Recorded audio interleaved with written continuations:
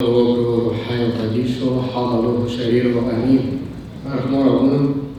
morning, Brexafo. Since today is the first time I'm speaking to you, let me introduce myself first.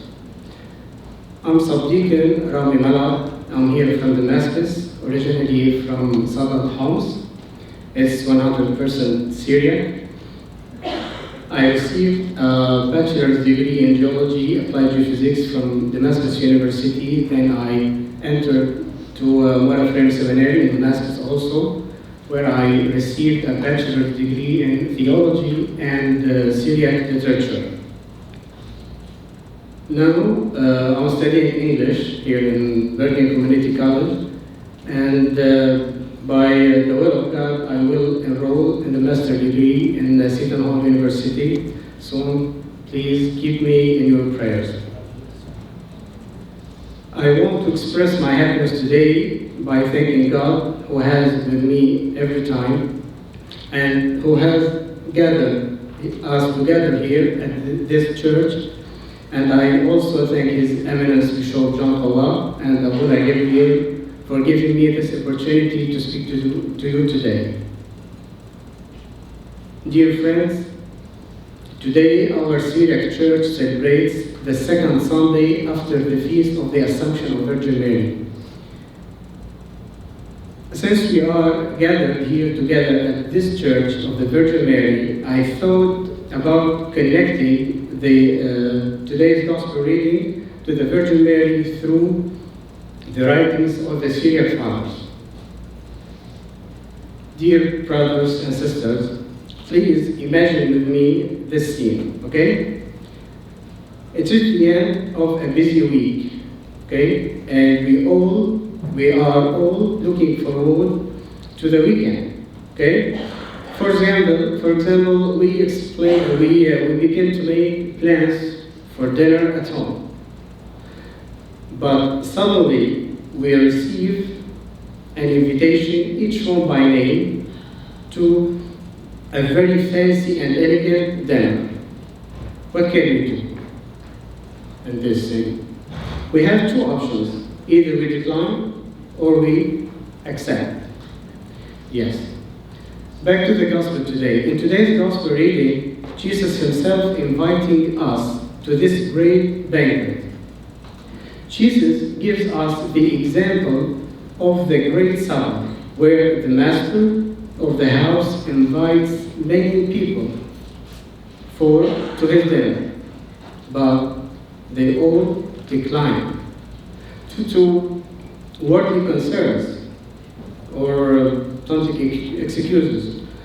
This text illustrates how many people reject God's invitation because they are busy with material life or unable to appreciate the divine invitation that promises eternal happiness. But in contrast to the many rejections, we see in the Virgin Mary a wonderful model of obedience and immediate response to God's call. Do you remember the Annunciation? The angel Gabriel came to her to announce that she would become the mother of God, or in Syriac, Yallah. And his response was, what was it?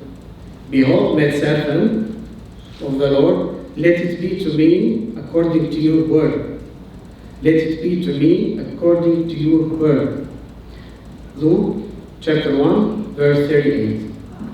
The Virgin Mary wasn't distracted by what was happening around her, or didn't come up with the worldly excuses, but she was ready to serve God's plan with full obedience and full dedication. Remember, full obedience and full dedication, not part, full. Our Father, our great saint, Lord Jacob the Suru, or May Jacob of Suru, encouraged others to live devout and faithful lives, much like the Virgin Mary did. With her acceptance and obedience to God's call. In his writings, we find an affirmation of the importance of responding to God's call, where he writes, "Blessed is he who responds to the Lord's call as the Virgin Mary did. For she left everything," or Yaqub say, she left everything, okay? That's full here, everything. She took in God's everything and took her place in God's plan. This view reflects importance of immediate response to God's call and placing his plans over personal desires. You see? Full obedience and took care of everything, yes, and now placing his plans over personal desires. You see, my friends, until now, we have two scenarios. Yes, in the first, the invitees were very busy or too busy to respond and missed the fancy dinner. But on the other hand, we see the Virgin Mary accepted God's invitation with humility, and she became Mother of God. My friends, remember at the first that we have invitation to dinner. Jesus has invited us to a fancy dinner. He is hosting for us. I have a question. If we have accepted the invitation, what's the next step? Back to the gospel. In the text, we have a great supper, symbolizes the heavenly kingdom, and highlights the importance of preparing for this kingdom. Preparing for this kingdom. Those who didn't prepare or didn't respond to the invitation, what happened to them? They missed to join this happy feast. Preparation is important and requires many things. Requires faith in God at the first, living our faith according to his words by doing good deeds. Remember that. Faith in God and living our faith according to his will, according to his word, by doing good deeds.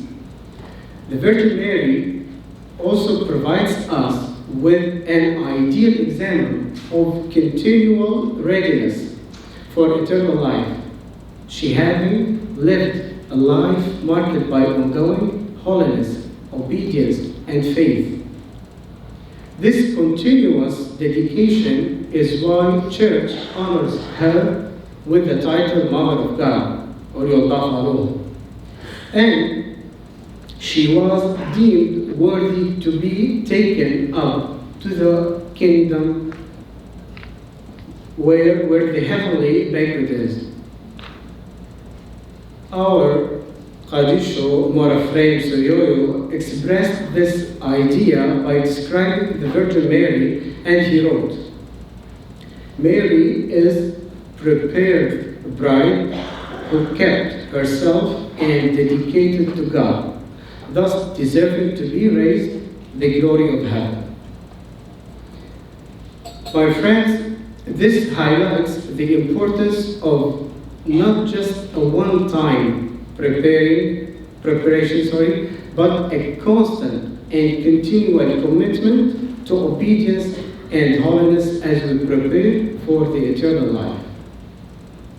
Also, Morafrem illustrated how to prepare for the heavenly kingdom through his deep faith and spiritual life. He wrote many hymns and memory, as we say in Suryol, and dedicated his life to helping those who were suffering from illness. If you know the story of Morafrem.